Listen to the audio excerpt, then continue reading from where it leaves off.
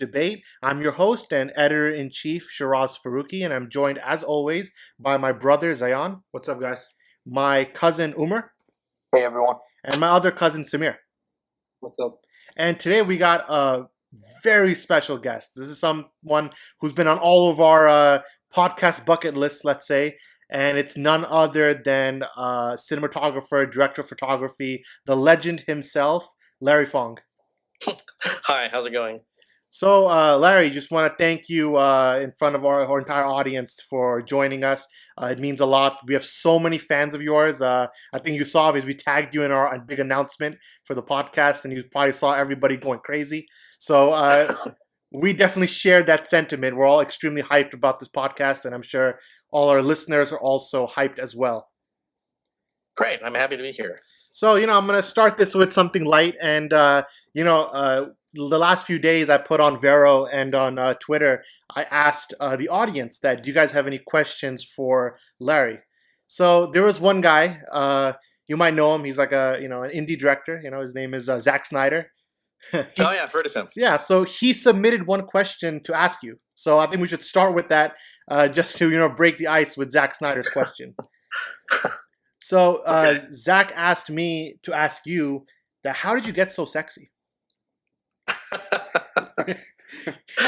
Oh my god, that's hilarious. Oh, what is wrong with him? That was unexpected. Do you have any You see that picture? I posted a picture on Twitter a couple days ago, and you can see that when we had all our hair and we were much younger and more fit, yes, we were very sexy. But now, we're old and midlife crisis and busy making these big movies. So no, but yeah, he still wants to know, what regiment. He wants to know your regiment, Larry. I'm probably the only one of that whole group who doesn't go to the gym every day, unlike Zach and Clay and that ilk. So I don't know. He must obviously mean just my mind, my heart. That's what he means. You're underselling yourself, man. But yeah, that's definitely what we wanted to start off with Zach's question. So if you're listening, Zach came through. I asked the question for you, man. That's funny. All right, so I'll pass it to Zion, man, and start us off with the first question. So yeah, I guess we can go by timeline at this point. Tell us about yourself. Your origin story, as they would say. Origin story. Oh, huh. Well, how far back do you want to go? Yeah, go far as back as you can, man. Tell us the whole the legend of Larry Fong. People want to hear it. How long do we have? No one wants to hear about me. I'll just put it. The short version is when I discovered my dad had a movie camera when I was my teens. I couldn't believe it. Well, we all know, you're younger than me, but parents always have a way to record their family, whether it's a video camera or a film camera. Well, my dad had a Super 8 camera, and it was a little more interesting back then because it's not like everyone knew how to use it like today with a video camera or your iPhone. So I was fascinated. I thought, can I make movies with this? So he let me borrow it, and me and the neighborhood kids would make little movies. Of course, usually emphasizing monsters and blood and that kind of thing. And in high school, that was my main focus, was trying to learn film and try to get as many of my school projects in film form so I wouldn't have to write essays and whatnot. And that worked. And then I decided it would be great to get into film, but, I didn't know anyone in film. I didn't live, in Hollywood or know anybody in film. So it was kind of a weird dream. So I did try to get into UCLA Film School. I did not get in, but I do have a degree from UCLA. Nice. In linguistics, believe it or not. That'll come into play later. No, that's but years after I graduated, I went back to art school, film school, and that's where I met Zach. And that was probably a pivotal moment because, his talent was obvious even to everyone at that young age. And that's how I befriended Zach. And we both were very much into film and we wanted to excel in, and we realized we had a chance, maybe, at being in the film industry. And the rest is history, in a sense. The rest is history. So where did your kind of passion begin for films? I think I, like everyone, I just liked film. And of course, I'm sure you guys love things like Star Wars. Well, I was a teenager when Star Wars came out. So that informed not just Star Wars, but I also liked Close Encounters, and before that, even when Jaws came out, I remember I saw it in the cinema. And so everyone knew who Steven Spielberg was, of course. So, the big dream is, can I meet Steven Spielberg or work with him someday or be like him? And, I loved fantasy film. I loved stop motion. I was a huge fan of Ray Harryhausen, if you know what that is, the stop motion Yeah, definitely, filmmaker. Have you heard of definitely. I him? think I've heard of him. Yeah, the name does ring a bell. He did, like Jason and the Argonauts Ah, and okay, okay, yeah. Sinbad, that kind of thing. So I was interested in animation and special effects makeup and miniatures, and there's that kind of geeky kind of thing. I would read Starlog and Fangoria and all these magazines, and I was kind of a geek, No, that's I awesome. guess. No, that's all of us here. Yeah. There would be no comic book debate if there wasn't aren't geeks. Yeah. No, but Yeah, comic books and all the rest of it too. yeah. So I was going to ask, what are some of the influential films you watched growing up? I guess you already answered that. It was Star Wars and. Yeah, I would say that there's more of the fantasy kind of science fiction films, but I also had, strangely, I liked foreign films too. Also in high school, I liked Fellini, which was really weird because none of my friends could understand why I would watch these foreign films in another language. But it wasn't just nerdy films. I was interested in all kinds of films, and Kubrick, even way back then, were a huge influence on me. oh, definitely, man, and just all these influences. I think they're all embedded in your psyche as you're going through film school and going through all your trials and tribulations through life. But like when we look at kind of like your resume and your filmography, and you have like an indistinct, like such an indistinguishable style that's yours. I think when we see a film that you make, it's you. Whether it's 300 or it's Kong Skull Island, there's a distinguishable thing that this is a Fong movie, and I think that's something that's I think the fans. I think you have such a big fan base as well. I think it really speaks to the work you've done. So just jumping on that, like where did that style come from? Like you have this one thread, like it's a consistent thread that you see through 300, Sucker Punch, Watchmen, Batman v Superman, Kong, and I think Predator's on the way. Like there's this one thread that's like this is like the Fong thread that goes through them. Where did that come from? That signature style of yours? Huh. Well, that's actually funny to hear you say that because I kind of prided myself in not really having a style. I think I started in music videos and commercials. And I think that art school gave me a certain aesthetic that I had a lot of influences from, painting and photography that I enjoyed, but I never felt that I had a certain style. I felt like my job was to do what the director wanted. If a commercial was, supposed to sell a product or the director wanted to have a certain style, I would do that. And I bet if you saw all my commercials, you would never say there's one style.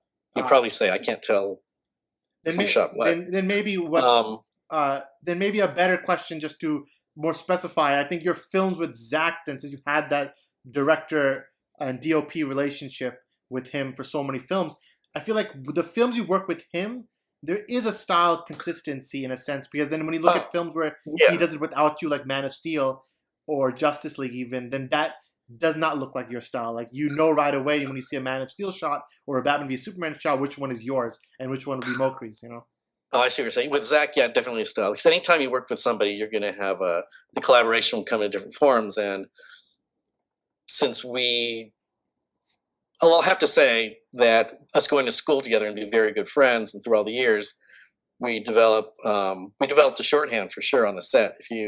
People told me when they see us working, it seems like there's not a whole lot of talking going on. And it's because I know kind of what he wants, and he kind of knows that I'm going to give him what that is. So they're probably a style we developed together, even though obviously 300 it was supposed to look like watercolor painting. Watchmen was supposed to look more like a graphic novel and a 70s feel. Sucker Punch was altogether no holds barred. Yeah. So I don't think they totally the same, but yeah, of course, Like, you have two there's people like working there's a together. thread. Yeah, I think it's like a thread. Just like let's say musicians or songwriters, that there's going to be a style. Yeah, I think the same could be made with the relationship between, let's say, Hans Zimmer and Christopher Nolan, where I think when you look at the entire palette of the films he's worked with him, there is like a thread you can like link that way. This is like the relationship between composer and director. I think similarly for cinematographer and director, especially since you have so much history with Zach, I think it does shine through. I think the fans also kind of see that shine through, and kind of you're like the main guy, when it comes to like Snyder's films in many ways. Let me just pass it to Zian now. You can jump in. Yeah, I mean, aside from like the style, your approach to film is obviously very detailed. In your opinion, is there a standard you have or look for when you're trying to figure out a great shot? Yeah, I think with Zach, the visual is very, very important. So I think he doesn't want to compromise on the look of a movie or a shot. If it takes me an extra 20 minutes to put a light in a certain place or get some kind of weird reflection off something in the shot, he'll do it, and he'll often ask for it. All right, Umar, jump Yeah, in. that's definitely awesome. Yeah, so you touched a little bit on your history with Zack Snyder, and obviously you worked with him now numerous times. Can you tell us a little bit about how you guys actually met, maybe the first meeting, and how did that relationship kind of translate in terms of the director cinematographer relationship? Well, he stood out immediately because it's a small school, first of all. I think in our class there's only a handful of people in the film major, and yeah, I mean, you guys probably know that he's very charming and ebullient and expressive, and people are drawn to that. He's like, who's this cool guy, right? Yeah. And of course, I thought the same thing. And we hung out, and as we started to become friends, I started to say, well, I wanted to be first. I should say that I went there because I wanted to be a director as well. It's film school, right? I found out soon enough that I was not a very good director. However, since I'd gone through the photo program, I was very good with visuals, and I suddenly realized that maybe my destiny was to be a cinematographer more than a director, let's say. And when that became clear, I said, "Hey, Zach, do you want to shoot any of your films when the time comes when you don't want to shoot it yourself, because at the beginning you make your own films, right?" Yeah. And then he did let me shoot some of his projects, and I think when I left school, I had some of his stuff on my reel. There's another one of our classmates was a director named Tarsem. I don't know if heard of him. No, I did not. Tarsem Dandawar. He directed The Cell, The Fall, Oh, okay. The Immortals, things like that. He was also a classmate, and I shot some things for him. Oh, nice. So we became co-collaborators as well as friends. But I have to say that primarily friends, because you do a lot more hanging out and eating meals and chilling than actual film projects, right? Yeah, of course. Yeah. Could you tell us about your approach with 300? It was the first film where we really saw the Larry Fong, Zack Snyder aesthetic. I know you said before that it's also like a watercolor painting. Could you expand on that a bit? Yeah, that was the start of it. I mean, if you see the 300 graphic novel, it's done in watercolors and it's very painterly. And actually, when Zach was pitching that movie, he'd done a short test film or test shot that he, I think, paid for himself, but it basically was slow motion. Might have been a 360 shot of a bloody fight, a battle, and that was kind of a proof of concept. I think that helped get the studio to allow him to shoot it, and so that was already done without me when Zach came to me, and he told me about the movie, showed me the script. I'm like, wow, this is kind of a bloody script. A bunch of people killing and fighting. I'm not sure if that's the kind of movie I want to do. But then he told me, this isn't about that. This movie is about the look and the feel more than anything. He said, imagine The Matrix crossed with, Alexander or something. that sounds crazy. No, but it shows and then the vision. when he said that this is a chance to do something totally cool, I mean, any cinematographer would jump at that. opportunity, which I did, and then it was on us to come up with a look that's never been done before, which was a lot of testing, and that's what we came up with.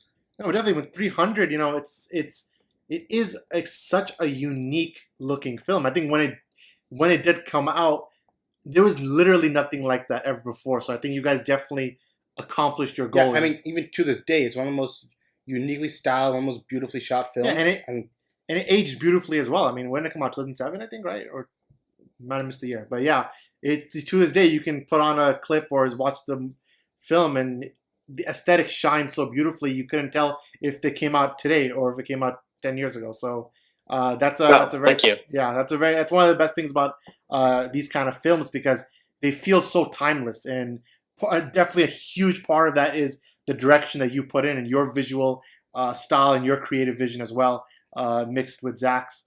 So I mean that's amazing, I gotta say. Yes, it was also the production designer and the VFX. Course. Yes, definitely. A lot of other people, because there was the reason you don't see a lot of imagery like that is because it wasn't done in the traditional way of going into post and doing the grading and like twisting the knobs and making it look cool. We did that at first and realized we had to go further, and then that's when the VFX department came in, and there's kind of a secret recipe of many steps on the film that it took to get that look. Oh wow! And it's a secret recipe that is still secret. Still secret. It's kind of like Kentucky Fried Chicken. Only 3 people alive know the recipe. Did you continue to use that recipe in your future film, in the later films? No, it was not used again. So, how much did the graphic novel itself play into the style? I mean, I know, like you said, the watercolor aesthetic was something you wanted to transition, but in terms of shot structure, like a lot of these films, and this is going to be a question we almost repeat with Watchmen, but kind of translating that graphic novel into film, it's a Herculean task, because you don't want to recreate it word for word or shot for shot, but you also want to bring as much of it as you can and kind of create this one mix where it is your own thing just as much as it is an adaptation. So how much did that play into the creative process? That's a good question. You want to be faithful to the source material, but let's be honest, a comic book is not even close to a film or the storyboards of a film. It's a completely different animal, right? So what you often hear is, the movie duplicated frame by frame the graphic novel. We'll let people say that, but it's not really true. It's not even close to 300 or even Watchmen if you really look. But it gives that illusion because we spent so much time discussing and going over how do we honor the source material and what the original author of the comic book wanted, but putting our own look on it. And then also doing keyframes throughout each movie. There's several dozen shots that we do that are almost exactly like the comic book, but only those. Yeah, you know what I'm saying. To shoot a dialogue scene in a movie is pretty boring, right? With the alternating close-ups that during a long scene might be made 30 of the same shots. You can't do that in a comic book. Yeah, in a comic book, every shot is different, and you can't shoot that way because the camera would be everywhere, it'd be insane, and you get a headache.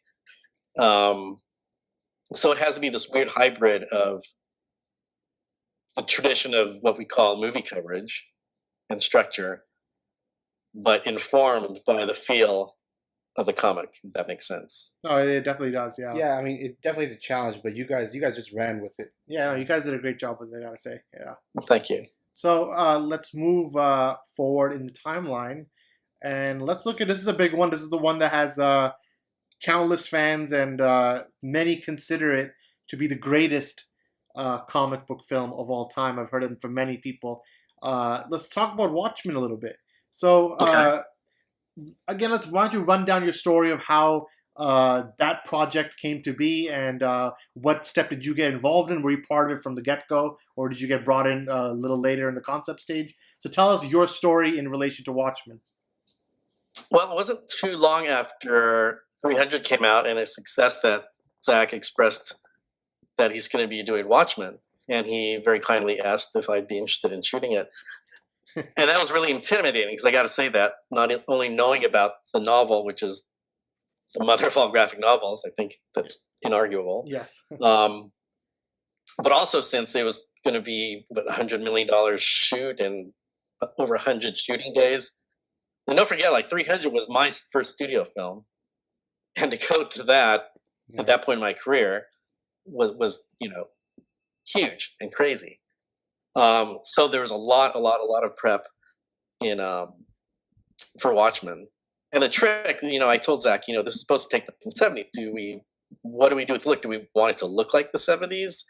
So much, because I can do that, but it's going to look like, which 70s look do you want? Do you want it to look like a sitcom? Do you want to look like the Brady Bunch? Do you want to look like a parody of 70s? And we knew that would never work. So we had to have this weird hybrid of pointing to the 70s and pointing to the graphic novel, but still look like a modern film. Otherwise, we'll lose the audience. Yeah. So the look, and again, people say it looks just like the graphic novel. If you look at the frames, no, it does not look like the graphic novel. Yeah, but it was pen and ink using primary colors and secondaries and very much line drawings, and they're not very three-dimensional at all. There's not even real much of shading going on. Mm-hmm. But if you can make that novel be a part of you and you meditate on it and you discuss with all the departments from the production designer to wardrobe all the way down, then you make that whole project become a part of you, and then everything you do on the set comes out of you and is informed by the source material. You know what I'm saying? Yeah, definitely. And, but it's all instinct. It's not like there's a rule book. Yeah, for sure. Yeah, many people would have considered that graphic novel would have been unadaptable to film. But in terms of actually bringing this graphic novel to life, was it more challenging than 300, or would you say that they're both just different styles? It's two things. At least 300 was tough, but it was kind of most of all this kind of one look in a sense. Mm-hmm. Whereas Watchmen had so many different times and places and fantasy elements, but also reality, just harsh raw elements. Let's say like the streets of New York. That with all that freedom, that also forces you to have some kind of discipline in what you're really going to do with it, right? Yeah. For example, in 300, there's no electricity at that time, so everything was either sunlight or moonlight, right? Sure. And how that informs the image. But with Watchmen, semi-modern day, you have day-night interiors, exteriors, New York, the North Pole or Antarctica, outer space, Mars, giant glowing blue guy. There's so many different things that you had to go deep to pull out. How are we going to shoot this and how are we going to make it look? Oh, awesome. So, what are your favorite? What are your personal favorite shots in terms of in Watchmen? Oh wow, gosh, there's thousands of shots, right? It's hard to say. There's so many, but there's so many good things with Rorschach, like when he's in prison, whether he's in the cafeteria or in his jail cell. A friend of mine actually texted me recently. He said, I need some help. I'm doing this film, and all of a sudden I'm in this tiny little room. It's a jail cell, and I don't know what to do with the light. I only have one light. And I said, well, look at Watchmen, because when I did Watchmen, I had one light bulb above Rorschach, and that was it. Right? Yeah. I think even yeah. I think even when we spoke to Kleinos before on Watchmen, he was saying that it's such a difficult film to do, and he was a photographer on it, obviously. But in terms, like you said, the lighting, you're talking with one light bulb, you want to create an aesthetic, and especially when you go to a character like Rorschach, you guys did such a great job, a brilliant job of bringing him to life in such a great way. I think he's the character that many people look back on, the way you guys brought him to life and his personal aesthetic, especially when he's on the screen.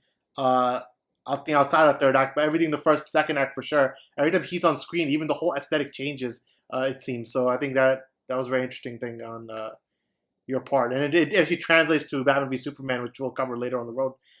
The way you shoot Superman versus the way you shoot Batman is very similar to the way the way you shoot a Dr. Manhattan versus the way you shoot a Rorschach. It's two complete different styles of shots that you're incorporating into one film. Exactly. So let's move on to Batman v Superman. How did you get involved with that? How did I get involved with that? Well, that was interesting because obviously it's a long story about why you didn't do Man of Steel. Actually, we can That's a great We're story. going We for could that, probably yeah, go for that. Go Yeah, to let's, that first. yeah, we should get that story. The Man of Steel story. I don't know if I can tell that story. Oh no. Let's just say that Powers Bigger Than Me did not want me to shoot that. Okay. I think that after Sucker Punch, people. I think it headed by I don't know the whole story. I wasn't there, so don't quote me on this. But Christopher Nolan, clearly saw the talent that Zach had, and wanted him to continue or start the DC thing and the Superman thing, and it was kind of a change in the guards for Zach. There was a lot of people involved that weren't involved with him before, and I believe it was suggested to him that he work with a new group of people, and so it wasn't just me. And so he did work with a new group of people, and let's just leave it at that. And then when Batman versus Superman came, Zach felt that movie really, really, really needed me, and he pushed very, very hard for me. And I had to have some kind of grueling meetings of people saying, "Do you think you can do this? We don't know who you are," but eventually they let him use me, and it was great because a lot of the producers were saying, "Great, it's like great to have the band back." A lot of people who hadn't worked with Zach for a while were back together, and there was a great energy, and all the stars were aligning for. That's very interesting about Man of Steel. Again, I'm not going to touch on the details that you don't want to discuss, or you feel like again you can't really quote it easily. But looking back at Man of Steel, I think this was a question actually we had planned for down the road, but I think I'm going to bring it back for right now, but it seems fitting. When you look at Man of Steel, again, it's a big difference when you look at 300, Watchmen, Sucker Punch, and then you move to Man of Steel, and like you said, it's a completely different looking film from what Zach's previous films were. If you look back at from Dawn of the Dead going forward, Man of Steel has its own flavor, and even till this day, when you look back at Man of Steel, it's very unique. It's a very unique film, even in terms of plot structure. It's not structured like a normal Zack Snyder film in a sense. It's almost like a documentary style about Superman in some ways. Yeah. So, but when you look back at Man of Steel, what do you think about Mokri's work, just from your perspective of his work? And do you personally wish you could have worked on that film yourself? Given you did in the end did end up working with a character like Superman, but at the time, were you thinking that's a missed opportunity that you didn't get to restart the Superman franchise? Well, I was bummed not to work with Zach again, but I know Amir, and I know of his talent and the incredible resume he has, and I knew a lot of his crew people, so I knew that he would take care of Zach, and I also knew the approach that they were taking because I had talked to Zach about it, and when I heard he was going to go handheld for most of it, and he was going to desaturate and all this kind of thing that a lot of people today don't get or criticize, I immediately understood why Zach would do that. And can you tell us like your interpretation of why you would do that? Well, part of it is, Superman, if you look at it, is this guy in blue tights, right? Yeah. With colorful blue tights. If you look at even Christopher Reeves, who I'm not going to say anything bad about the original Superman because it's amazing and legendary, yes. But today you cannot have a guy in blue pajamas flying around. Yeah, it would just never fly. Pardon the pun. But right? Do you see what I'm saying? Yeah, so yeah. Zach's approach was, let's update the suit, let's make it look badass, but we can't be colorful. And again, you said documentary. That's exactly what his approach was. Don't make you believe this guy's flying around in his pajamas around Earth as if he was raw, if he was dark. If the movie was desaturated and handheld and almost like a documentary, then you might buy it. Right? Yeah, definitely. And Man of Steel actually is my personal favorite Zack Snyder film. I'm a lifelong Superman fan. So for me, just I grew up in the 90s, so 90s comic books had a certain darkness to them. The year I was born was the year Superman died in the comics. So what I grew up reading, and even the animated series had a level of realism and darkness to it when it needs to be. And as you grow up, then Superman Returns came out, and that didn't do well at all commercially, and pretty much sunk the Superman franchise for another 5-6 years until Man of Steel came out. And when Man of Steel did was it brought so many new fans to the character. I mean, there's so many people who would say that, oh, we thought Superman was too boring or too utopian, too one dimensional, and then when you saw Zack Snyder's adaptation of Superman, they fell in love with it. And for me, coming from the other side of the story, where I've been a lifelong Superman fan, and I love the Chris Reeve movies, I love the animated series, I love reading thousands of comics. But when Man of Steel came out, the second I saw it, I'm like, yep, this is Superman. This is 100% what I think Superman would be like, especially in a post 9/11 kind of world, which is where the movie's pretty much set in. So I think what that captured, it really captured the magic of Superman. But as you said, it also brought this realism. And because of the realism, people will throw words like, oh, it's gritty, or it's too gritty, or people say, oh, it's the Dark Knight version of Superman. And in some ways, yes, it's real, but Superman still shines in that darkness compared to everything else around him. Like, he's still Superman. You still get that feeling, especially, let's say, in the flight sequence where he flies for the first time, or when he's about to destroy the world engine. That's Superman. You know what I'm saying? So I think that's a very interesting point. And the insight you just brought right now, again, speaking to what his thought process was of making it, is very cool and very interesting. Yeah, I agree. I thought it was a great film, and the motion and the look of it, I thought it totally worked. I thought it was the right way to go. Yeah. So, and again, maybe in an alternate universe, there's a timeline where you did work on Man of Steel, and we would love to have seen that too. Maybe in the future, who knows? But let's shift back to something you did work on and really get into it. This is the one that I think 90% of the questions we've been asked, I think your mentions are flooded 24/7 with this film.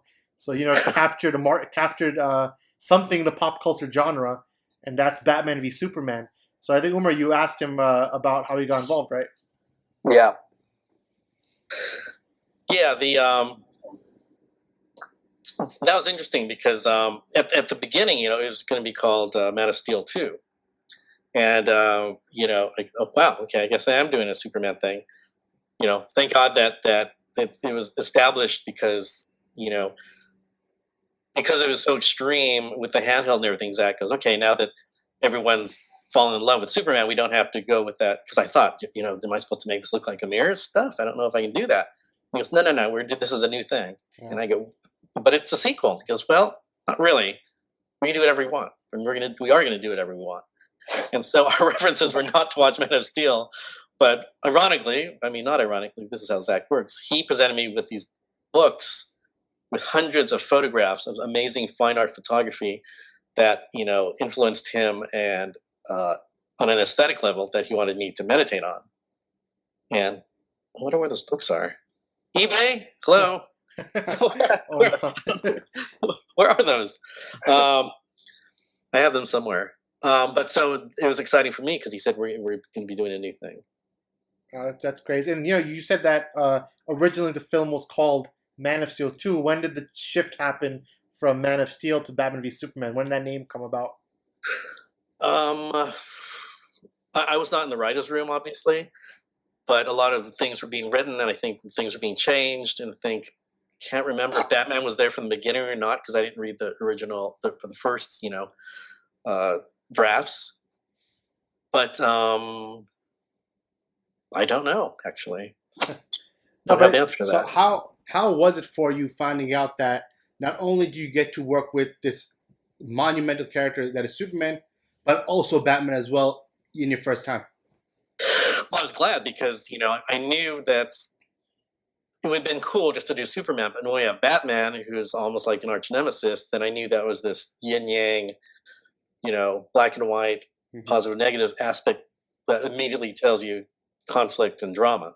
And I knew that there'd, just like Hans Zimmer had, Junkie XL do the music for Batman, there's two different feels of these two different characters, and that, I knew it was going to be history from the beginning, having those two together.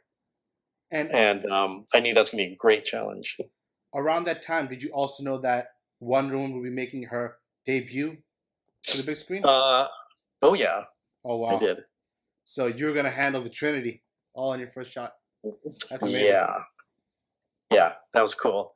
Yeah, because we had a screen test, and we shot a scene with Ben Affleck and Gal Gadot, and Well, was there like, a yes. difference in your approach when shooting characters such as Superman, Batman, and Wonder Woman? I mean, did you already think that these will have to be shot differently? These characters, because they're so vastly different.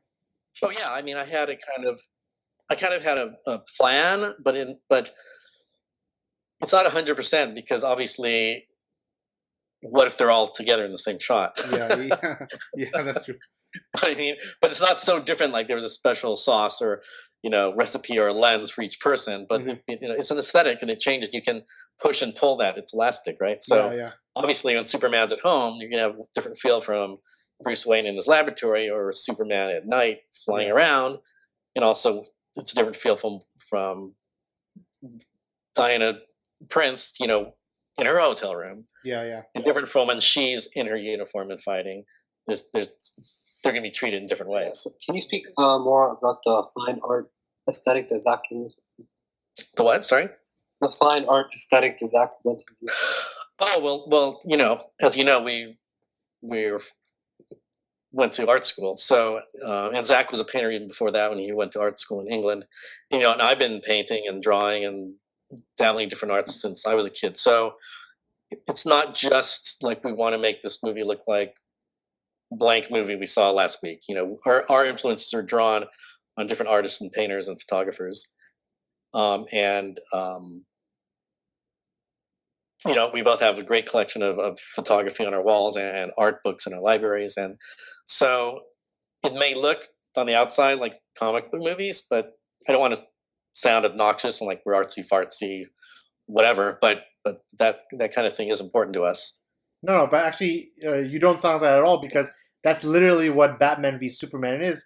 And that's kind of what it's presented as. I mean, everything from the production design to the way the shot's structured, you get this feeling that almost like a high art feeling, which is something you don't get from a superhero film. I mean, if you look at the superhero genre, you have your Marvel films are doing very well, and you have the DC films, and Christopher Nolan has a very specific style, and then obviously Man of Steel had a very specific style. So when you brought Batman v Superman to the table, it literally stands apart. Like to this day, I mean, it came out 2 years ago, but to this day, it looks different. Like it's a different type of film, regardless of what the critical aspect of it was. You can't one thing that cannot be denied is that this is a beautiful looking film. You know what I'm saying? But just going back on the creative side of things, you mentioned that how Zach and wanted to desaturate for Man of Steel, but for Batman v Superman, I feel like the colors were brought back in a way, but at the same time, the darkness of the themes and everything that actually got even more accelerated for this film. Can you speak on that side of the process, and especially where your own skill set comes into it?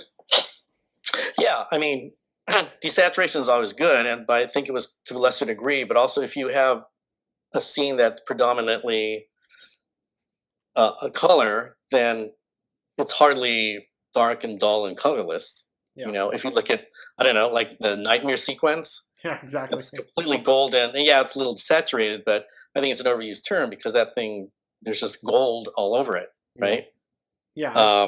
It's probably the weakest criticism of, I think, these films as a whole. We're going to say, oh, there's no color in the film. That thing is, it's a very base level criticism, right? Because there's so little thought that goes into what that means. Like, what are you saying when you're saying there's no color? Because just because something doesn't look like the Avengers, this is not a rainbow. Just because it's not a rainbow doesn't mean you're not seeing. Yeah. You're getting a huge sensory bump when you're seeing these films, and I think that's not explored enough, especially on a critical level when you examine these films. Yeah, exactly. It's an unfair term. It's overused, and it's a knee-jerk kind of thing. Because you can go to a museum and look at Rembrandt, the Mona Lisa, and no one says, "Wow, those look really desaturated." Yeah. Here, I took a picture of it and I recolored it like what it should look like. Oh no, let's not bring that up. Remember those YouTube videos? Like, oh yeah, here's Man of Steel with colors. That Yeah, was, right. That's ridiculous. Yeah. There were many incredible shots, but can you tell us about your favorite shot from that movie? From Batman vs Superman, Yeah. favorite shot? Oh gosh, there's so many. So don't forget, like there's thousands upon thousands of Yeah, yeah. shots. So we want you to pick your Was favorite. it anything that you worked on where you're like, wow, this shot just came out perfect? I could go on all day, but since we just talked about the nightmare, can I mention something about that? Yeah, Yeah, definitely. Yeah. I mean, that's my personal favorite scene. Oh, well, did you notice that's one shot? yes. That's Yeah. it's a well documented thing. I'm telling you. The one shot. It's amazing. It's like a technical achievement. The way that was him running out of the truck, one full shot, camera panning. I mean, it was a beautiful scene. Yeah, well, don't forget that's also in IMAX, right? Yeah, So the camera is the size of a small refrigerator, and then it was supposed to be inside the truck, right? And it looks one way, it looks the other way, and it flies out the truck, and then it does the big circle. But we weren't sure how we were going to shoot that. And I remember like 2 weeks before Zach goes, "We should do that all in one shot, one continuous shot." How are we going to do that? We're inside the truck, and then so I devised this thing where, well, we can put it on a techno crane. You know what that is? It's Not the crane, but telescopes, right? Yeah. It's it rolls, but it also has on this arm that can telescope in and out. Yeah. Yeah. But it was still, it won't fit in that truck. So I said, let's have the techno crane over the truck and have something drop down into the truck from a slot from above. Oh wow! Actually, remove the roof. Sorry, because it has to move, left and right. So it goes down like an upside down periscope in a way. Yeah. The crane goes up and over, then on a stick basically drops down at eye level, and at the end of that is a remote head and the giant IMAX. And so it's a remote head, right? So it can pan in different directions. But at the beginning of the shot, if you remember, it's wide enough where we can see Batman punching or shooting someone. Yeah. So the camera could not back up enough in this tiny truck. So we had to cut another hole. Oh wow! And then put cloth all over it so that the light didn't come in, and the camera backs up and kind of pushes against the cloth, so it gets another 2 feet away. Yeah, and then that sequence happens. Then it follows him out, and I had to do an exposure change on the camera because dark truck, bright daylight, and all during the shot. And then, if you notice later in the shot, if you look back at the truck had a giant scaffolding next to it with a crane on it and slots all over it and everything. But you don't see it in the wide shot because by that time we've replaced. That's amazing. The truck with a normal truck. And how many hours does that take place? Something like that to figure that puzzle out. How many hours did it take you guys to figure that out? Well, a lot, because you have to come out and draw drawings and show it to your key grip and art department and go, can we cut a truck this way? Can we build the crane next to it? Can you put extra lights inside the truck so that's bright enough to shoot compared to the daylight? That kind of shot takes tons and tons, hundreds of man hours of thinking, and we had to test it, of course, in a parking lot. Wow. At lunchtime. and when it was actually time to shoot it doesn't just happen. No. And when it's actually time to shoot it, how many tries did it take? Like when it was time that we're gonna try to shoot this, did you get it done within the first few tries, or how many tries does it take to pull something like that off? Because the reset up is probably a very long time as well. Yeah, and plus with all the stuntmen, so yeah, it was several takes. And we had to split it up and stitch different shots together, so it seemed like one shot when we actually had to use a different take. My favorite shot, probably Beautiful Lie, the first the dream sequence that Bruce has right in the beginning of the movie. I think that's my favorite. Those are my favorite shots. I don't know why, but they just are. From the funeral and everything, the shooting, like the very beginning. Yeah, the very beginning. Just the way he shot it is very different. We've seen the Bruce Wayne parents dying in so many movies, but there's something special about how they shot it or how you guys shot it in Batman v Superman. And also on top of that, the score for it is just it was amazing, insane. So that was IMAX too. Oh yeah. And actually, that's actually leads into the next thing. I think you said on Twitter a couple of days ago, maybe a week ago, that there's like 10, 15 like really like the key shots, the key IMAX shots, and can you share some of them? Like what were they? What were those shots? I know a lot of the fans were giving their opinions. Oh, this is the one. This is the one. Oh, those 15 shots. No, someone was tweeting that. I can't remember why he tweeted that those 15 shots, but I just happened to say, just for fun, can you guess which of those were IMAX? Because I realized that most of those were IMAX. Oh. It wasn't the original intention. It was just to have some fun. And then I hate to say this, but as people started arguing about it, I started to realize, wow, actually, maybe I'm wrong. You know, I can't remember. No, That's why I kind of faded off because I was thinking, gosh, I can't. Maybe that one wasn't IMAX. No, but And the fans usually know better than me anyway. So these when it comes to Batman v Superman, I mean, I gotta give it up to the fan base.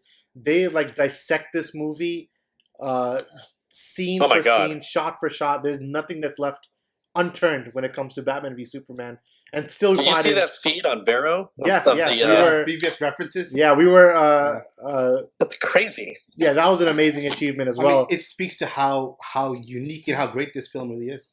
Yeah, people just came in droves trying to figure it out. But just giving my favorite shot of the film, I love the sequence of "Must There Be a Superman." Like I thought that was absolutely brilliant, and just the way I think it really felt like a Man of Steel kind of like continuation almost. That way, this is like what the people, Man of Steel is all about, like this documentary style of, oh, if an alien landed on Earth, what would people think about it? And Batman v Superman kind of in that one sequence really pushed that theme forward with all these like super cuts of what Superman is doing compared to what the cable news pundits are saying about him, and it's just back and forth and back and forth. And obviously, I think you've probably been told this a lot, but that shot of the family on the house with the giant House of El symbol, and then they're reaching up for Superman. Tell us about like those shots, like when it comes to those 5-6 montage shots of Superman saving the ship and Superman getting the rocket down, and of course him saving the family from the flood. How did those shots come about, and what kind of challenges were there? And really, like, this is really your first time working with the character of Superman. So how does that all come about? Well, Zach is a master of montage, as you know. Yes, There's always montages in most of his films, and he came up with the shots. Since they're so VFX heavy, they're actually, for me, it was pretty easy. Like the one you talked about, where the family's on the with the flood around them. Like I'm sure you've seen behind the scenes photos of that shot. No? Yeah. Oh, They just built like the top several feet of all the houses in a parking lot. Yeah, definitely. Yeah, and they had the water later. So basically, the techno crane started really high. You can see all the houses. You see the woman, and then it cranes down. It goes behind the woman, and then lines up where you see Superman in front of the sun. Right? Yeah. It's in one shot. It was actually really simple because all we did was. It was a very overcast day, so he kind of had to do nothing. And then we lined up the last bit of the shot where we're behind the woman, and we held the camera there. And then where Zach wanted Superman to be, he wanted the sun to be behind Superman. So we just lined it. We put a big light up on a crane in the frame right there where Superman would later be. He wasn't there at the time, of course. It was put in later, post. But so all we had to do is show the woman come craning down next to her head, come behind, and then when we framed the light in the right place, that was the shot. So they just put extra clouds there, made a more realistic sun, and then they put the image of Superman right on top of the sunspot. All right, that's amazing. Umar, you got a question? It only probably took 2 or 3 takes. It was really easy. Oh wow, nice. yeah. So I mean, kind of what I've gathered from this whole conversation is that that obviously even the most like small shots take a lot of time and effort. So like when you do put that much into a movie and then the reactions are not, or at least the critical reception isn't the greatest, what's your reaction to that? And also the fans, I mean, even you got it a little bit in Man of Steel when Superman kills Zod, and people had a big issue with that, although he's done that like 100 times in the comics. But what is it that, like, how does that, I guess, how do you, what's the reaction to the backlash when you do put so much into a movie? it's probably harder on Zach, because he puts so much, despite what some people might think on the internet, he puts, 24/7, 7 days a week into thinking and drawing the storyboards and rewriting on the weeks. He puts his all into it. He doesn't just show up and, do a thing, accept the paycheck, Yeah. and go party. You know what I mean? he, he puts so much of his soul into it. And so does everyone else. Everyone that works with him puts the same amount of effort in, because as the captain of the ship, the way he runs a set, you want to do your best for him, and we all do. Ambulance is riding around my house. Wow. Yeah, so it's life is a New Yorker, so happens all the time. Wait, where are you? Yeah, so me and Zayan, we're in New York City. Oh, okay. Yeah, and then Makes Umar sense. and Samir are in Ottawa, Canada. Ottawa. Yeah, we're ways away. Pretty boring.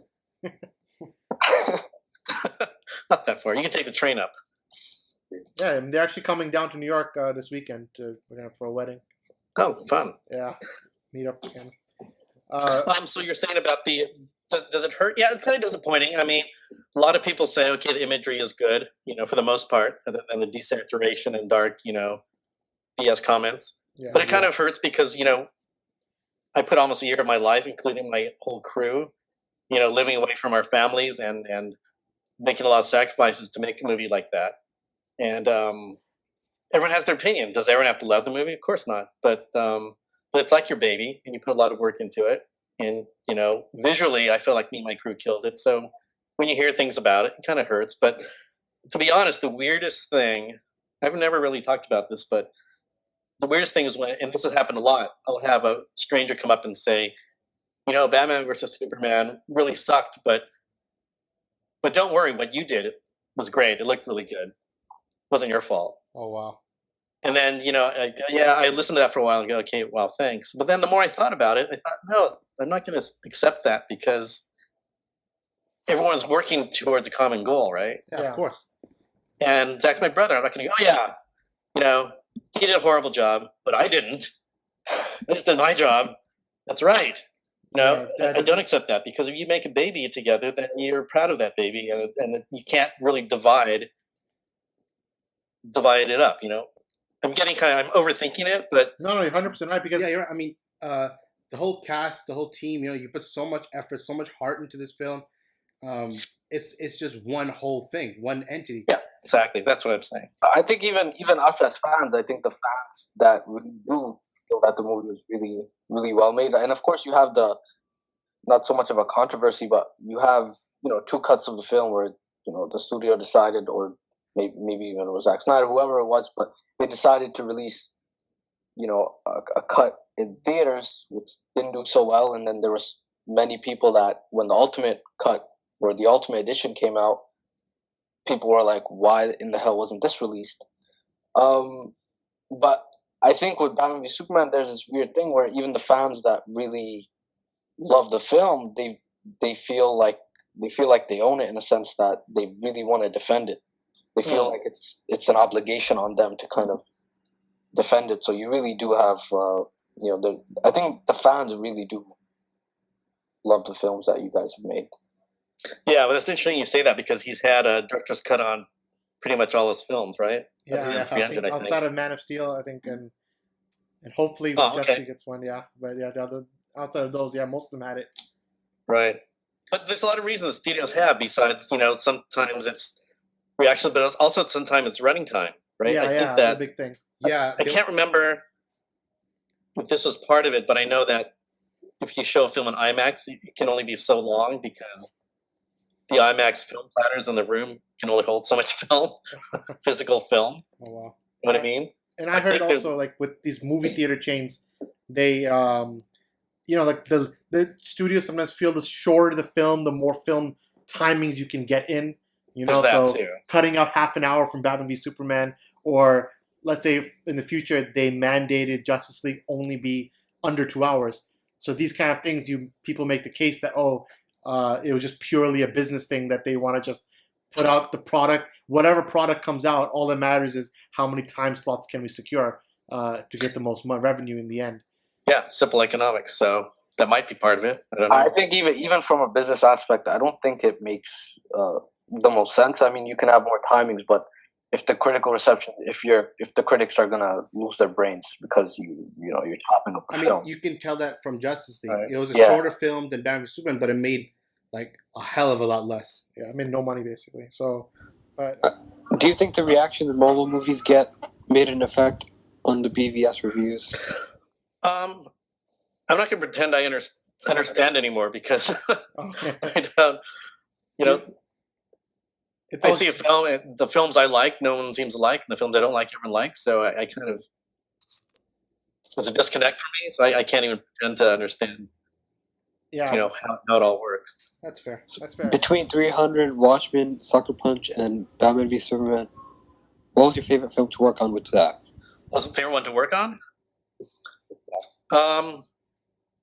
They've all been fun to work on. I have to say, maybe I'll just answer the question by saying this. When we were doing, I think, Sucker Punch, one of the key grip, one of the crew people up there in Vancouver said, he's been in the business for his whole life. He shot hundreds of films, and never has he been so excited to wake up in the morning and go to work on something. And that's because of the way Zach runs a set and the way he treats people with respect and his positive attitude on the set. A lot of people can say what they want about him, but they don't really know him. Yeah. Unless you worked on a project for 6 months every day, working your ass off and you're not getting sleep, and then you've been on the set with him in those conditions, that's how you know what a person's made out of. Exactly. I think most people. So by way of me bragging for Zach, to hear people saying that you're smiling when you get there in the morning, when they say, okay, you have your first meeting in the morning, all the way to rap when Zach says, okay, that's enough, go home, and everyone's laughing and smiling going home. That is so rare on a movie set, I can tell you. And Then again, that's not the point of it, and I'm not saying every movie has to be fun and games, but it makes a difference when you have that kind of leader. And because your question was about what was the most fun to work on. yeah.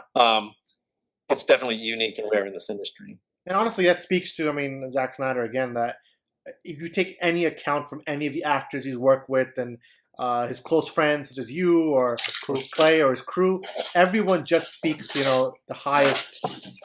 Everyone speaks the highest praises about him, and that's a great thing, and it shows because the people who are saying probably the meaner things about him are the people who are like fighting an avatar of Zack Snyder. Like this image that they built in their head. This is the director Zack Snyder, and some of them are just I call it like the Last Jedi syndrome, almost like now where you're angry that the movie you wanted didn't happen, kind of. People have this one idea of Superman, and so many people who show like a disdain towards Zack are people who always tied back to, oh, you ruined my Superman, or things like that is like a consistent thread in a lot of people's complaints. So I think people are pissed that someone is making the movie they want and not making the movie you want, in a sense, So I think that's one of the messed up things about film criticism, where today's world, where everything is, the Rotten Tomato score, and even the reveal of a Rotten Tomato score is sponsored by,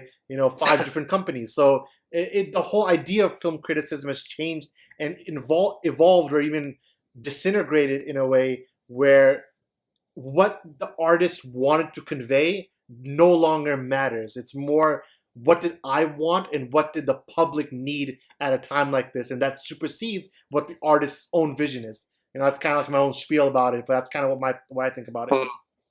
Yeah, makes sense. So, Samir asked you what was your favorite film to work on. I'm going to ask you, what was the most challenging film to work on in your career? My career? Yeah, your whole career, most challenging film. Huh.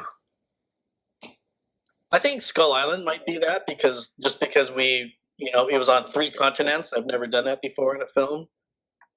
And to travel and be in places such as, the jungles and valleys of Hawaii, to the deserts and other forests of Australia, and then also the mountains and rivers of Vietnam, there was a lot of, let's say, logistical and physical challenge. Yeah, so we can just jump right in there.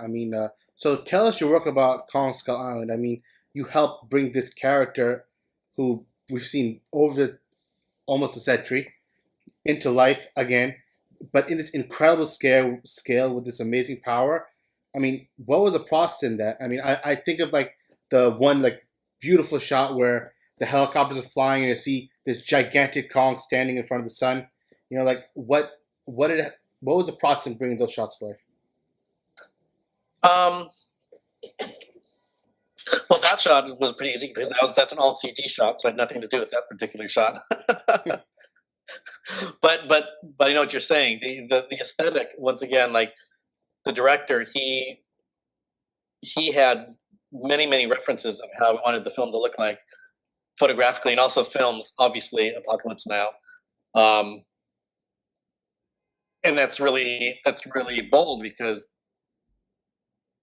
King Kong, started as an old black and white film that we've seen it evolve into, Peter Jackson's film and whatnot, and then to have a whole different time frame, like post Vietnam War, that's crazy. And then with these colors and this very visual treatment, it was a great challenge, and I was lucky to be part of it. So that I've loved King Kong all my life, and to be able to do my version, in the sense that I'm not the director, but I'm the cinematographer, Yeah. to bring part of me and everything that I've learned into the franchise was super cool. Nice. And can you speak on if you're working on anything with like the rumored Kong versus Godzilla film? Oh no, I'm not working on that. Okay. All right. So There's a couple other things brewing. Oh, nice. Is there anything you can share with us right now, or is everything's kind of hush hush? Sadly, I can't talk about it. No problem. But we're gonna cover like some of your future films in a minute. I mean, we know you have Predator on the way, right? So Yes. another iconic franchise that you're going to be working on. So what are some of the challenges that movie is going to present? Well, we're done shooting it right now. It's in post production, Okay. so that was challenging because it was a lot of cold Canadian winters. All about that. About that, yeah, right. And not as bad as like your area, like not as bad as Montreal winter, but it was a Vancouver winter, and there was rain and mud and all that. So there's a lot of that, but I think Predator's going to be cool.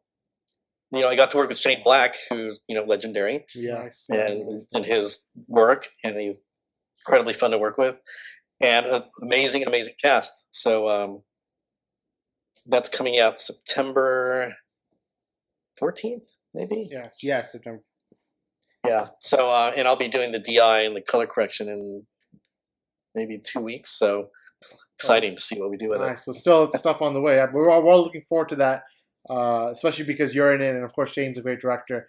But when you look at all these characters, I mean, you've had your career that you've had a point where you're working with so many iconic characters. You've adapted Frank Miller's 300. You went after Moore's Watchmen. You've done original projects like Sucker Punch, but also you've worked with the most iconic characters in film. You work with Superman, you've worked with Batman, you worked with Wonder Woman and King Kong, and now you're working with the Predator franchise. Wow. These are all huge names, huge multi-billion-dollar IPs. How does it feel like working with these characters, and what is the challenges of working with characters that everybody already has a perception of? Like every character you've worked with has already had an interpretation done 10, 15, 20 years ago. So how is that aspect like, working with all these characters? Wow, I've never thought of that before. That's intimidating. Now I'm scared. No. You've done it so well that I think other people should be intimidated by following your footsteps, I never really thought about that. Wow, that's crazy.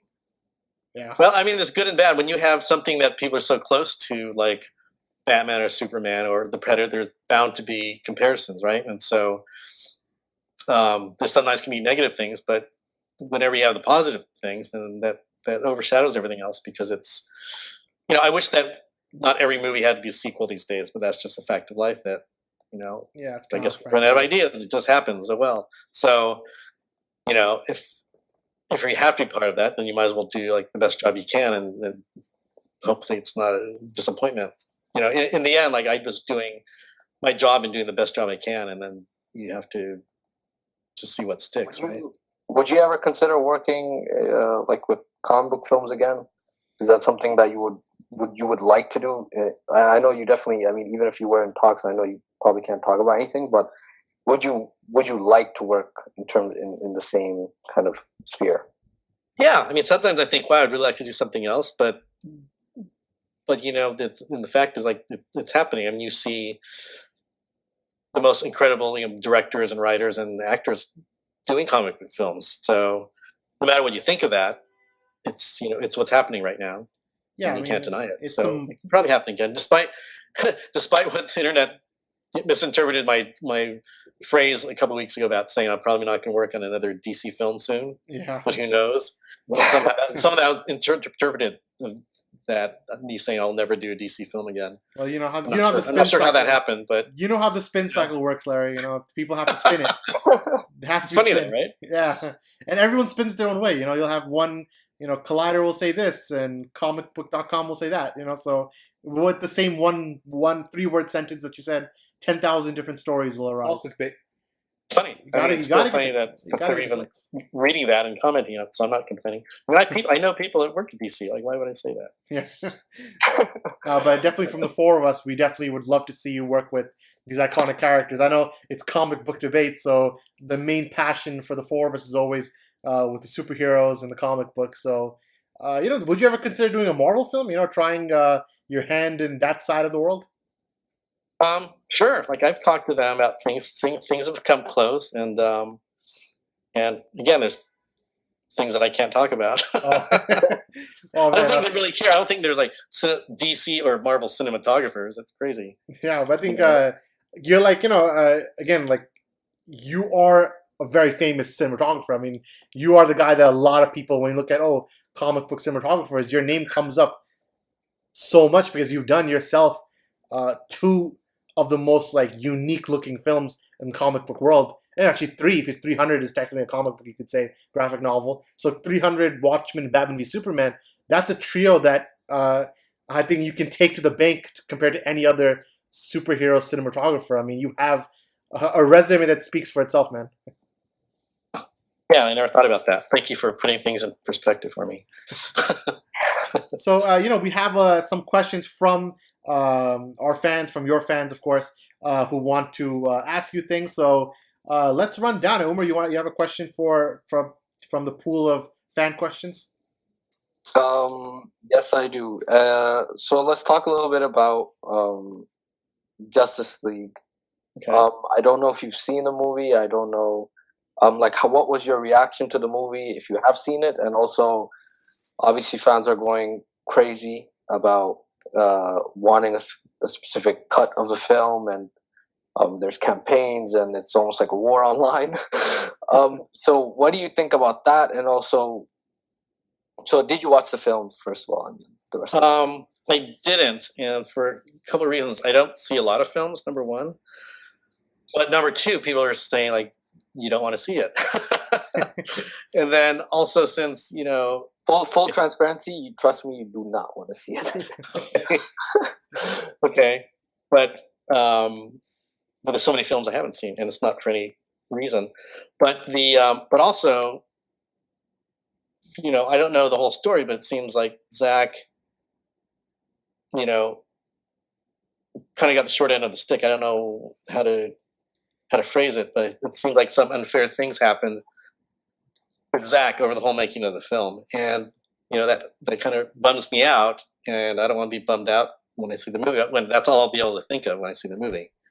You know what I'm saying? I think even Clay, when he spoke to him, he had a very similar reaction.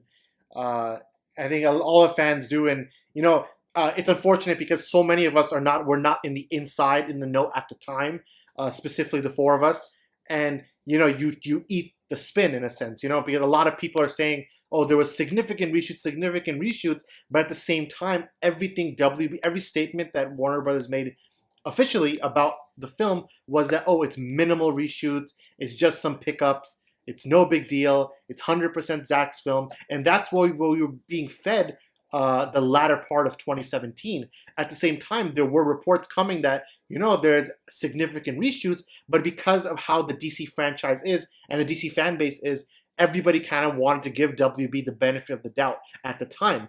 And obviously, the film had a huge tragedy around it, which supersedes anything else that was happening at the time. So all that plays into the film. And when we did see the film when it came out, I mean, the first reaction is that it does not feel like a Zack Snyder film. And again, I don't want to make this podcast into a negative one because we've had so much positive talk about your career. But again, since you didn't see it, I think there's no point continuing on about it. But I guess the last part of it is about the Snyder Cut. Is there anything you want to say about it? Is there anything that your own thoughts on it? Anything you want to say? I don't know anything about it. I think there's something on Twitter about me saying something about locking picture on it, and this means there was a cut or this or that. I actually don't know, and I haven't asked Zach. I figured if there was one and it was important, Zach would have said something about it, unless he has some reason to delay talking about it. So I don't have any inside information. And again, just so everyone knows, I didn't work on the film. Yeah. And I don't know.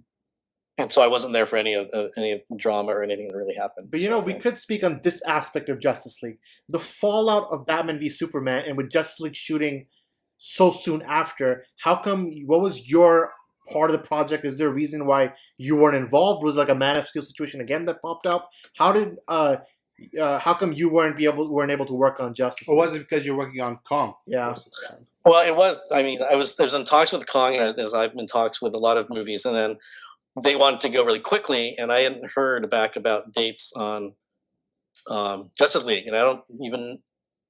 My memory's a little foggy, but I can't even remember if I was actually asked at that point.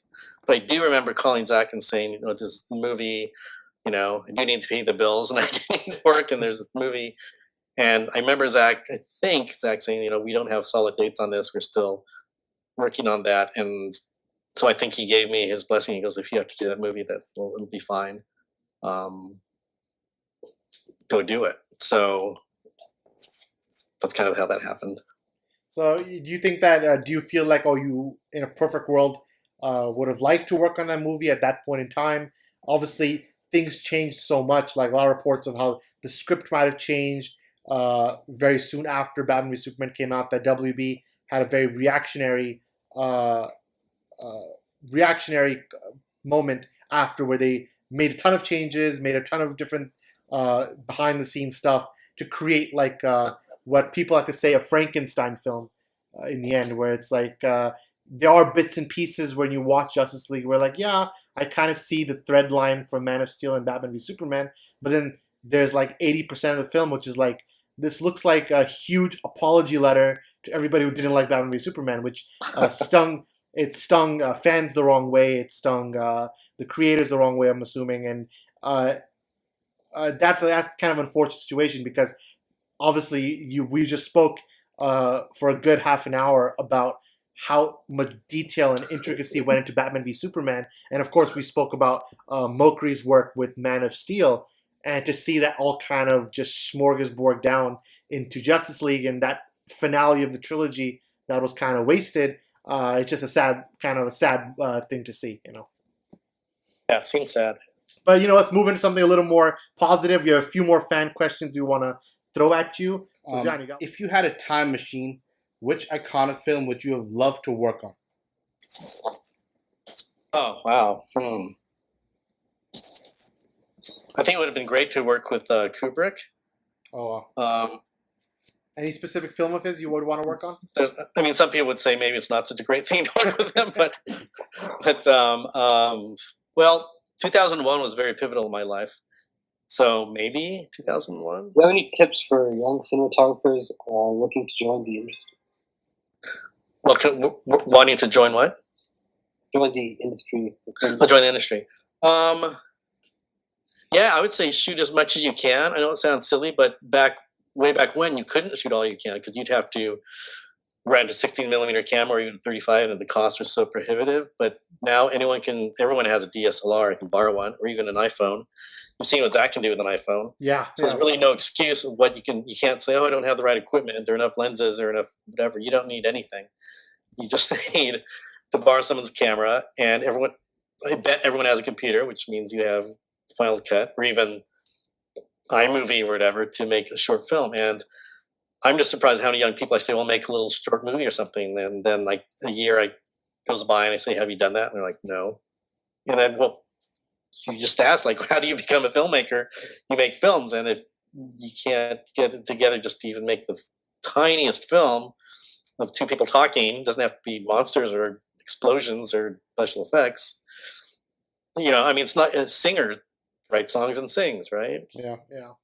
Artist paints. You have to you shouldn't be intimidated by how silly the film is. Maybe no one sees it, but you have to shoot and you have to make images and you have to make stories. And there's nothing that can really hold us back in this day and age of equipment. That's great advice. I think, Samir, didn't you do like a short film for your class? Oh yeah, I did a short about mental illness. Yeah, cool. So I think Samir, he's like the of the four of us. Like I'm like the writer, Umar's like the philosopher, Zian is like the technical guy, but Samir is our film guy. He's the guy who's gonna tinker around, makes little films here and there.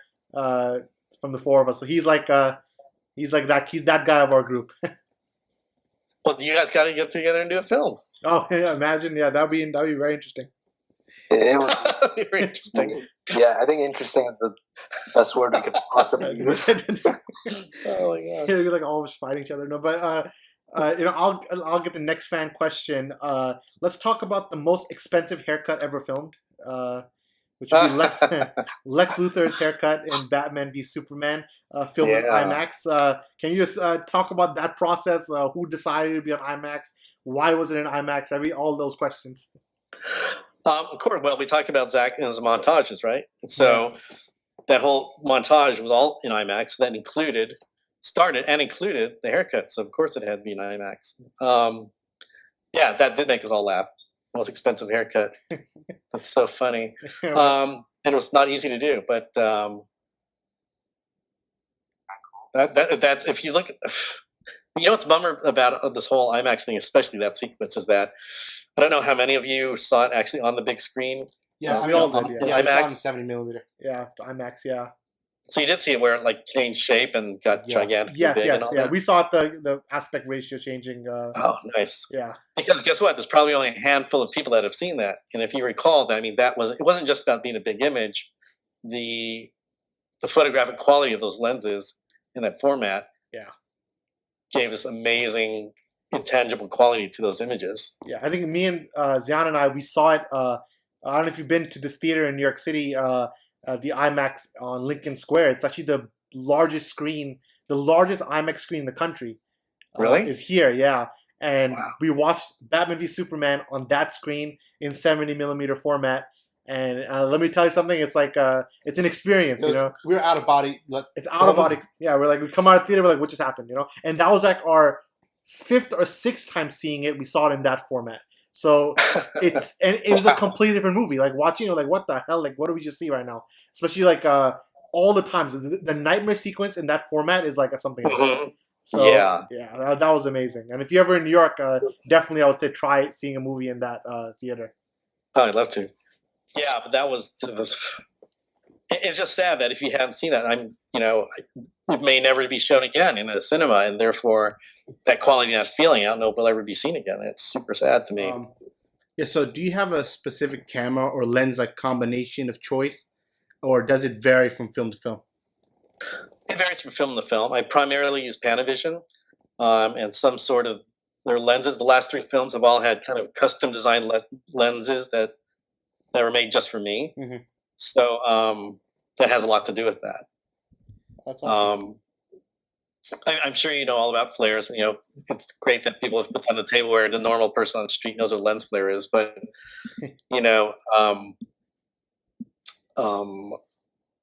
we did Superman, we all love flares and whatnot. But I didn't want it to be like any other one, so I had Panavision, do 6, 7 versions of different lenses, and also we played with all the parameters of how to change the quality of an anamorphic lens. And as we did that, and I was testing flares, I realized that one flare line somehow, like sometimes they're warm, sometimes they're cool, right? Yeah. The overall veiling on a lens. But one of the lenses had this red and blue streak. Oh wow. That's See where I'm amazing. going with this? Yeah. So They said, "Holy shit! There's like a red and blue streak. That's yeah. super nice colors."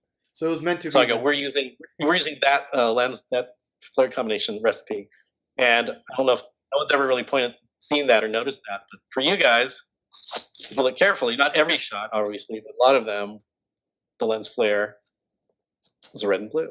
Oh wow.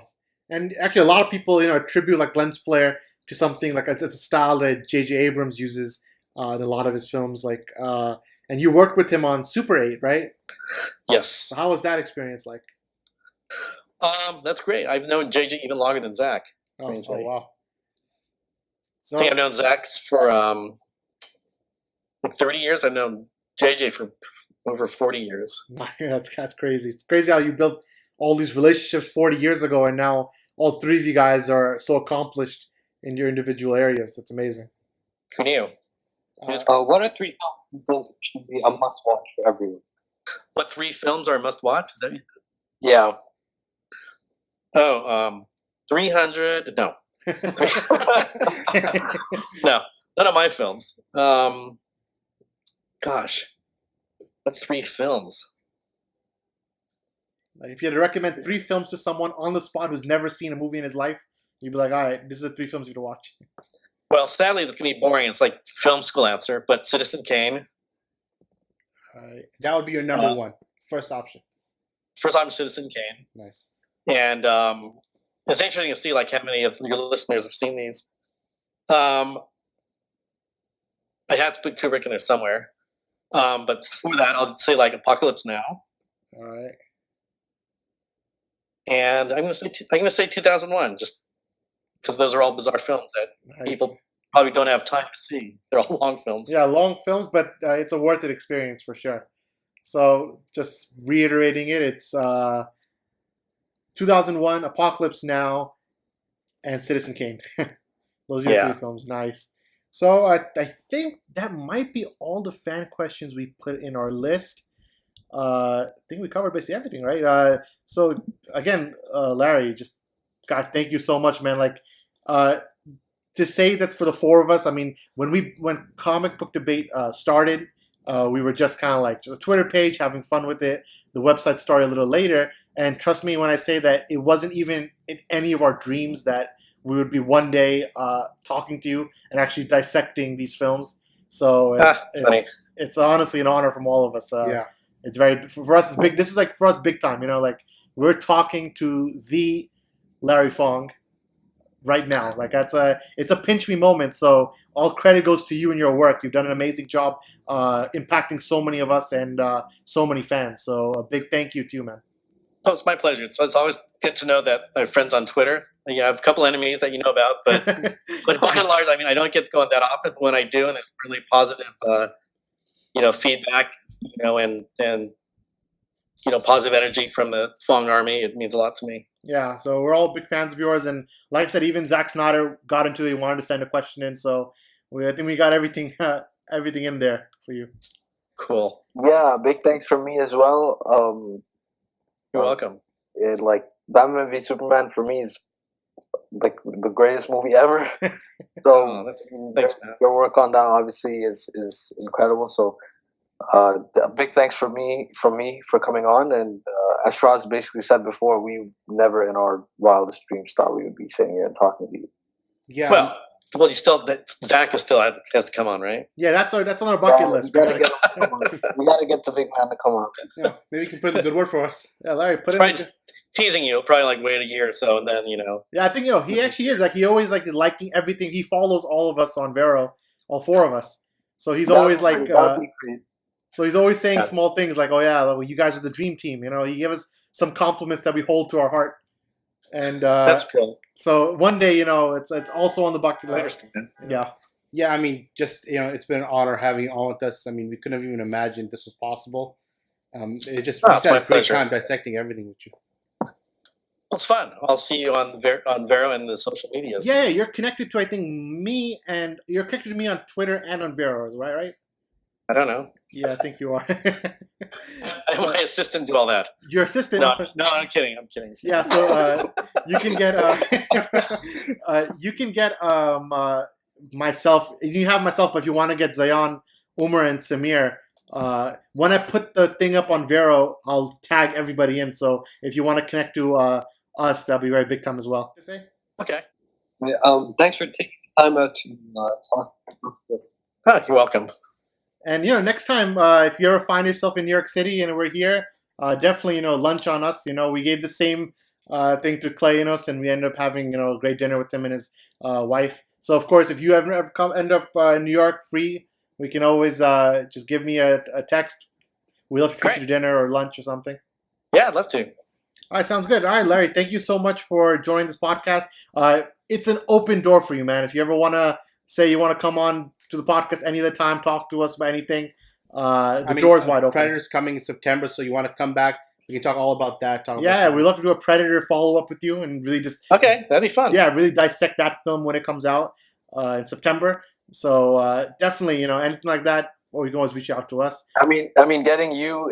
The dream team would be like Clay, you, and Zach, the three people on at once. That would be pretty crazy. Yeah. So definitely, and that's basically it, man. Thanks so much for joining us. Anytime you want to come back, you can. And cool. That's pretty much it, man. Thank you, Larry. Thanks, Larry. All right. Talk to you guys soon. Thanks so much. Take care. Bye. Take care. See ya. Bye. So I'll talk to you soon. Thanks a lot. Man. All right, Take bye. care. Bye. See ya. Bye. And just now we had Larry Fong joining us. I got to say that was a very fun podcast. Probably one of the best we've done.